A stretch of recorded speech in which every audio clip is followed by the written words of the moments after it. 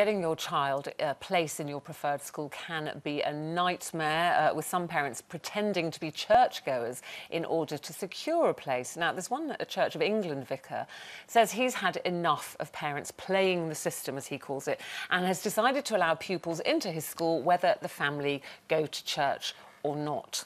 It's a big problem, and I know a lot of people that have done it. Have you ever lied and gone to church and pretended so that you could get your kids into a decent school? Not at all. When I read this, I was just like, people are lying to vicars. Like, I'd be so scared. And then attending church and you're not really a churchgoer, I'd be convinced, OK, I'm a liar and I'm gonna burst into flames any second now.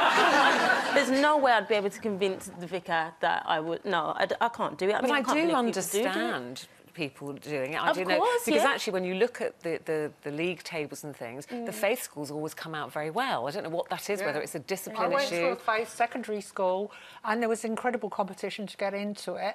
And I went I was confirmed, I went to Sunday school, and, you know, although my primary school was not a faith school, but I definitely think it counted in my favour when I applied to my secondary school. But I think this vicar's got the right idea, because why should faith schools be so discriminatory? I mean, if you think about it, if you want to go back to the New Testament, Jesus, when he was preaching, wasn't going to pick and mix, oh, well, I only want people who are going to sign up and go to church for 4 Sundays before I'm going to come along and turn these loaves into fishes or whatever and feed you all. I mean, religion in the beginning, you know, all religions were far more inclusive, but now they're becoming so discriminatory. What about the families? What about the families that who genuinely go to church, who have a deep faith, and then they might not get into that school because they're saying, well, anyone can come, it just depends if you live in the catchment. Is that not then discriminating the other way against families who do have strong faith? I like a more equal playing field, because as it stands at the moment, the whole lottery about how children get into secondary school or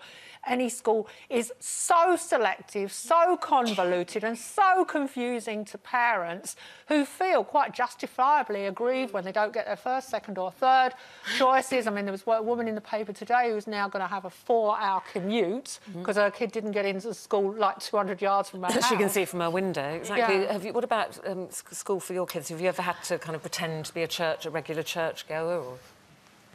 Yes.